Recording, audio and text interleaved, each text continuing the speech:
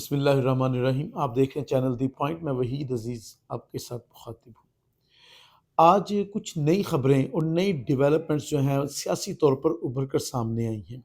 سب سے پہلی جو خبر ہے وہ یہ ہے کہ چیئرمین نیب نے اپنے عہدے سے استعفیٰ دے دیا۔ آفتاب سلطان صاحب نے آج اپنے عہدے سے استعفیٰ دیا۔ یہ بہت بڑی ڈیولپمنٹ اگر دیکھا جائے، اس لیے کہ یہ حکومتی صفوں میں صرف ہلچل نہیں ہے بلکہ کسی حد تک یہ پریشانی کا باعث بھی ہے۔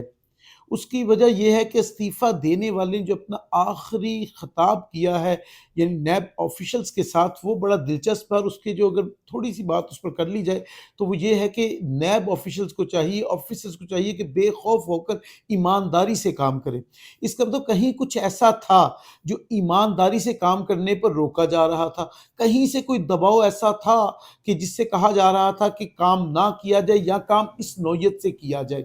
اس بیانات سے کئی باتیں واضح ہوتی ہیں اور یہ بات کھل کر سامنے آتی ہے کہ حکومت اپنی انتقامی کارروائیوں میں بالکل سے کہتے ہیں کہ اندھے ہو جانا اور دیواروں سے سر ٹکرانا، یہ صورتحال ہے کہ کسی طرح عمران خان کو پبلک کے سامنے ایسا کر دیا جائے کہ لوگ اس کے خلاف ہو جائیں، یا کم از کم اسے پکڑ کر جیل میں ڈال دیا جائے اور ان کو کچھ آزادی میسر آ جائے۔ حالانکہ پچھلے کوئی 3-4 ماہ سے تو عمران خان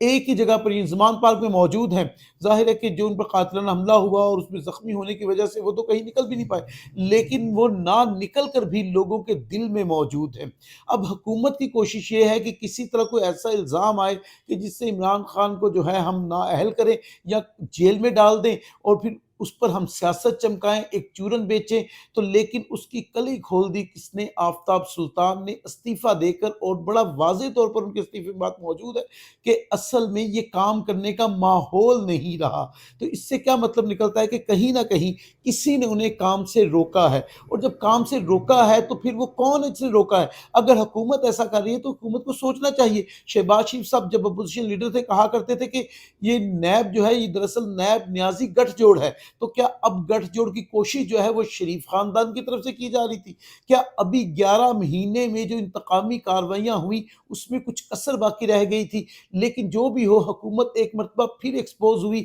ایک مرتبہ پھر ان کا منصوبہ ناکام ہوا، ایک مرتبہ پھر ان کا پلان جو ہے ناکام ہوا۔ لیکن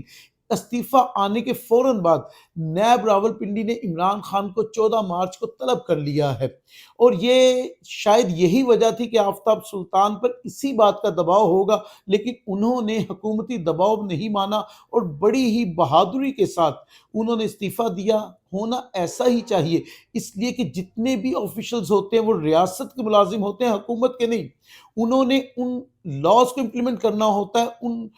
ایگزیکٹو آرڈرز کو امپلیمنٹ کرنا ہوتا ہے جن کا تعلق ریاست کی بہتری سے ہوتا ہے، جن کا تعلق کسی کی ذات اور مفادات کے دفاع سے نہیں ہوتا۔ اگر دیکھا جائے تو یہ ایک مثال قائم ہوئی، دیگر آفیشلز کو بھی اپنی ذمہ داریوں کو سمجھنا چاہیے، اور بانی پاکستان قائد اعظم محمد علی جناح کے اس بیان کو ذہن میں رکھنا چاہیے کہ آپ ریاست کے ملازم ہیں، آپ کی ہمدردیاں شخصی بنیاد پر کسی کے ساتھ نہیں ملنی چاہیے، اور نہ ہی اب شخصی بنیاد پر کسی کو گرائیں اور نہ ہی شخصی بنیاد پر کسی کو بنائیں۔ تو آج دیکھا جائے تو یہ جو عمل ہوا بنیادی طور پر قائد اعظم محمد علی جناح کے اس قول کی جھلک نظر آئی اس فیصلے میں۔ یہ بہترین فیصلہ کیا آفتاب سلطان نے، اس میں کوئی دو رائے نہیں ہے۔ دوسری بڑی ڈیولپمنٹ یہ ہوئی کہ چودھری پرویز الہی پنجاب میں، ظاہر ہے کہ چودھری برادران کی سیاست سے کبھی کسی نے انکار نہیں کیا، جو رکھ رکھاؤ ان کی سیاست میں موجود ہے، جو وزاداری ان کی سیاست میں ہے، اس سے ان کے مخالفین بھی جو ہیں اس بات کے قائل ہیں کہ ان کو سیاست کرنی بھی آتی ہے اور سیاسی طور پر مضبوط اعصاب کے لوگ بھی ہیں۔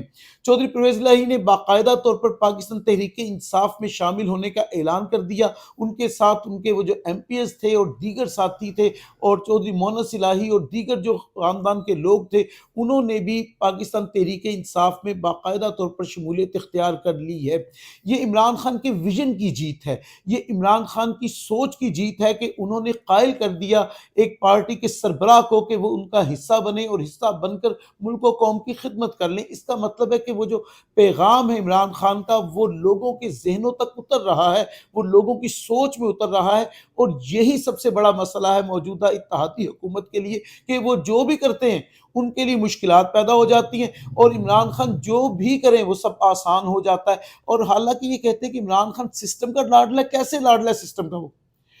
تمام ادارے اس شخص کے خلاف کھڑے تھے،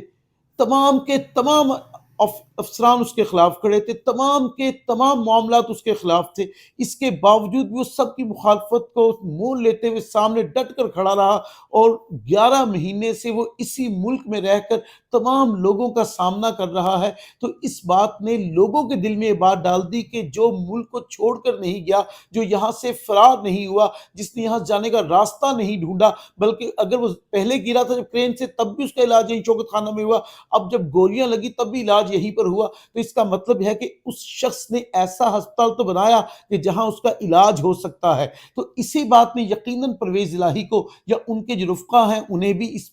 سمجھنے پر مجبور کیا ہوگا، اور انہوں نے عمران خان کے ویژن کو سپورٹ کرنا شروع کر دیا اور باقاعدہ طور پر پاکستان تحریک انصاف کا حصہ بن گئے۔ اسی طرح تیسری بڑی بات جو ہے وہ ظاہر ہے کہ جیل بھرو تحریک کا آغاز ہو رہا ہے۔ جیل بھرو تحریک کو یہ حیرت والی بات نہیں ہے، ڈیموکریٹک موومنٹس میں ایسی تحریکیں اکثر چلتی ہیں، لیکن چونکہ ہمارے ہاں جمہوریت ہی نہیں ہے، ہم ایسی تحریکوں سے نہ تو واقف ہوئے اور نہ واقف ہونا چاہتے ہیں۔ یہ ایک قسم کا آئینی احتجاج ہوتا ہے کہ جو کچھ ریاست کر رہی ہے، ریاست کے ادارے کر رہے ہیں، یا جو ایگزیکٹو وہاں بیٹھے ہوئے جو کچھ وہ کر رہے ہیں، ان کے خلاف ایک ایسا احتجاج ہے کہ جس میں آئین کو بھی نہ توڑا جائے، لیکن رضاکارانہ طور پر اپنی گرفتاری دے کر یہ احتجاج کیا جائے کہ ہم آپ کے نظام کو جو آپ چلانا چاہتے ہیں، جس کو آپ نے لوگوں کے استحصال کے استعمال کیا ہے، ہم اس کے خلاف یہ اعلان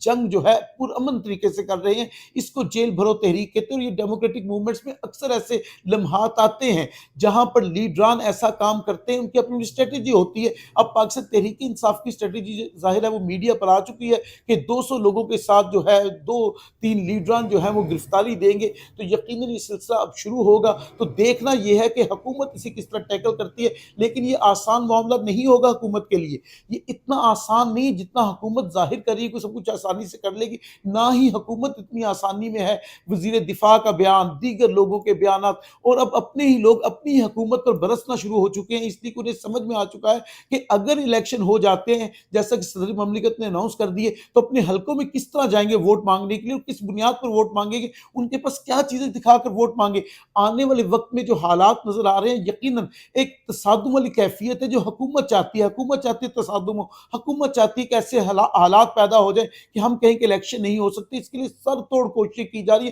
ہر منفی پالیسی اپنائی جا رہی ہے، ہر نیگیٹیوٹی کو ایکٹیو کیا جا رہا ہے کہ کسی طرح ہم یہ کریں کہ عمران خان کے اس سحر کو بھی توڑیں، اور ساتھ ہی ساتھ یہ بھی کر دیں کہ ہم ایک ایسا بیانیہ بنا دیں جس میں الیکشن میں تاخیر ہو سکے۔ صدر مملکت کے اعلان کے بعد تاریخ تو واضح ہو چکی ہے، اب جب تاریخ واضح ہوئی ہے، اب اس میں کچھ آئینی جو ہے موشگافیاں، یعنی جسے باریکیاں کہا جاتا ہے، اس کو تلاش کیا جا رہا ہے کہ کسی طرح ہم الیکشن سے بچیں۔ تو یہ آج کی بڑی ڈیولپمنٹس تھی جو سامنے آئیں۔